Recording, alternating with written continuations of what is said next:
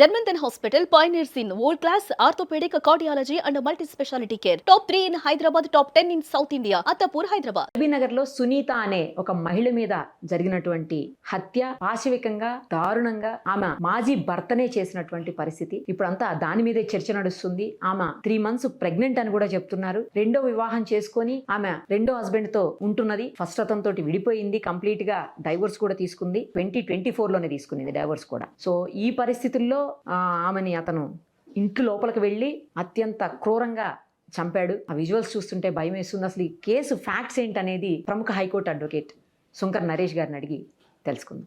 నమస్తే అండి. నమస్తే అండి. ఏంటండి ఈ కేసులో అసలు ఏం జరిగింది, తర్వాత ఇతనికి ఎలాంటి శిక్షలు పడే అవకాశం ఉంటుంది ఏంటో? 60 రోజుల పాటు ఒక హాస్టల్లో ఉండి మరీ మానిటర్ చేశాడు చంపడానికి అని చెప్తున్నారు. ఎవరు అడ్డం వస్తే వాళ్ళందరినీ పెట్రోల్ పోసి చంపేస్తానని పెట్రోల్ అవి కూడా తీసుకొచ్చాడు, బాటిల్స్ క్యాన్లు కూడా తీసుకొచ్చాడని చెప్తున్నారు. అసలు ఏంటి కేసు ఏంటి? దేవరకొండ మహేష్ అనే వ్యక్తి, అదేవిధంగా సునీత అనే మహిళకి 2022లో మ్యారేజ్ జరిగింది. మ్యారేజ్ అయిన తర్వాత వాళ్ళిద్దరూ కూడా కెనడాకి వెళ్ళడం జరిగింది. కెనడాలో ఉన్న తర్వాత కూడా వాళ్ళ యొక్క తల్లిదండ్రులు వాళ్ళు చెప్పే ప్రకారం ఏంటి అంటే కనుక మొదటి నుంచి కూడా మ్యారేజ్ అయినప్పటి నుంచి కూడా కొద్దిగా గొడవలు పడటం జరిగింది.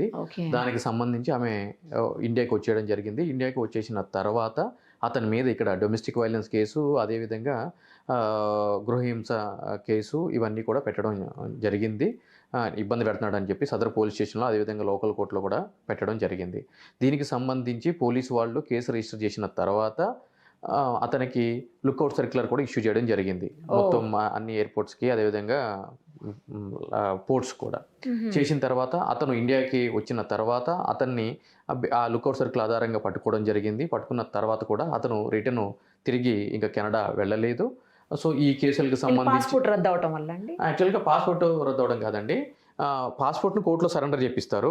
మొదటి కారణము. రెండోది ఏంటి అంటే కనుక ఈ లుక్అవుట్ సర్క్యులర్ జారీ చేసి మళ్ళీ అక్కడికి వెళ్ళాలి అంటే కనుక కోర్టు అనుమతిని తప్పనిసరి. ఎందుకంటే కనుక ఇప్పుడు అబ్స్కాండింగ్ ఏదైనా సరే ఒక వ్యక్తి మీద ఒక కేసు రిజిస్టర్ కాబడినప్పుడు అతని యొక్క ప్రాథమిక విధి ఏంటి అంటే కనుక విచారణకి అందుబాటులో ఉండాలి, కోఆపరేట్ చేయాలి.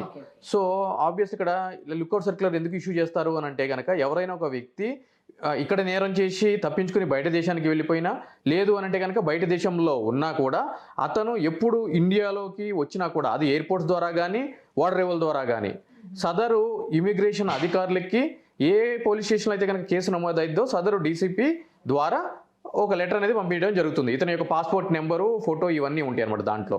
అతను దిగ్గానే సంబంధించిన ఇమిగ్రేషన్ అధికారులు ఏం చేస్తారంటే కనుక కేసెస్ కానీ వారెంట్స్ కానీ ఏమైనా ఉన్నాయా అని చెక్ చేసిన తర్వాత ఒకవేళ లుక్అవుట్ సర్క్యులర్ ఉంటే కనుక అతని పక్కని కూర్చోబెట్టడం జరుగుతుంది. సదరు అధికారులకి ఇన్ఫర్మేషన్ ఇవ్వడం జరుగుతుంది.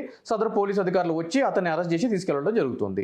సో సంబంధించిన మెజిస్ట్రేట్ ముందు ప్రొడ్యూస్ చేసినప్పుడు ఆబ్వియస్లీ అది 7 సంవత్సరాలకు లోపడినటువంటి కేసు అయితే కనుక అతనికి బెయిల్ బాండ్స్ ఫర్నిష్ చేయమని చెప్పి ఆర్డర్స్ ఇచ్చి అతని యొక్క పాస్పోర్ట్ని సరెండర్ చేయమని చెప్పి సదరు జడ్జి వారు చెప్పడం జరుగుతుంది. ఎందుకు అనంటే కనుక మళ్ళీ అతను బయటికి పారిపోయేటువంటి అవకాశాలు ఉంటాయి కాబట్టి. సో ఆబ్వియస్లీ పాస్పోర్ట్ అనేది కోర్టులో సరెండర్ చేయడం జరుగుతుంది. దాని తర్వాత జాబ్కి వెళ్ళాలన్నా దేనికి వెళ్ళాలని కూడా ఇబ్బంది. దాని తర్వాత 2024లో వీళ్ళకి విడాకులు అయినాయి అని చెప్పి కూడా మనకు తెలుస్తుంది. దాని తర్వాత 2025లో కూడా ఈ సదరు మహిళ వేరే వ్యక్తిని మ్యారేజ్ చేసుకుని వనస్థలం సంబంధించి ఒక అపార్ట్మెంట్ 4th floor లో ఉంటుంది అని చెప్పి కూడా తెలియడం జరుగుతుంది. ఇది జరిగిన తర్వాత అప్పటి నుంచి కూడా ఆమె ఇప్పుడు 3 months ప్రెగ్నెంట్ అని కూడా చెప్తున్నారు. ఇతను ఎవరైతే కనుక ఉన్నారో అతను ఈమె తన యొక్క జీవితాన్ని నాశనం చేసింది, తన యొక్క భవిష్యత్తుని, బంగారు భవిష్యత్తు లేకుండా చేసింది, కెనడా వెళ్ళకుండా చేసింది. ఇతని జీవితం అంతా కూడా కోట్ల చుట్టూ వాటి చుట్టూ తిరగడానికే సరిపోతుంది. అదేవిధంగా ఈమె మాత్రము వేరే వాళ్ళని మ్యారేజ్ చేసుకుని ఆనందంగా ఉంటుంది అని చెప్పని ఆమె మీద కోపంతో, కక్షతోటి ఆల్రెడీ ఒక 1-2 నెలల నుంచి రెక్కి నిర్వహించి ఆ నియర్ బైనే ఉంటూ ఒక బ్యాగ్లో 2 కత్తులు, పెట్రోల్ బాటిల్స్, సంబంధించిన ఆయుధాలన్నీ కూడా పట్టుకుని వెళ్ళి ఆమెను విచక్షణారహితంగా పొడిచి చంపి బాత్రూంలోకి వెళ్ళి గడబెట్టుకోవడం జరిగింది అతను. సో ఈ విధంగా జరిగిందండి. అయితే ఫ్యాక్ట్స్ ఇక్కడ ఇటువంటి శిక్షలు ఉంటాయి అంటే కనుక ఆబ్వియస్లీ చేసింది మర్డర్ కాబట్టి అది అంటే ఒక భార్య భర్తను చేసినా, భర్త భార్యను చేసినా, లేదు అంటే కనుక ఒక వ్యక్తి ఇంకొక వ్యక్తిని ఎవరు చేసినా కూడా మర్డర్ కేసు అనేది నమోదు అవడం జరుగుతుంది. అయితే ఈ కేసు సంబంధించిన కోర్టులో నిలబడాలి అని అంటే కనుక ఐ విట్నెస్ ఎవరున్నారు, ఆబ్జెక్ట్స్ ఏమున్నాయి, సో ప్రైమరీ ఎవిడెన్స్ ఏమున్నాయి అనేది at the time of the trial అనేది చాలా ఇంపార్టెంట్ ఉంటుందండి. ఎందుకు అనంటే కనుక ఆబ్వియస్లీ ఆమె యొక్క కేకలు విని పైన బట్టలు ఆరేస్తున్నటువంటి పేరెంట్స్ వాళ్ళు వచ్చారు.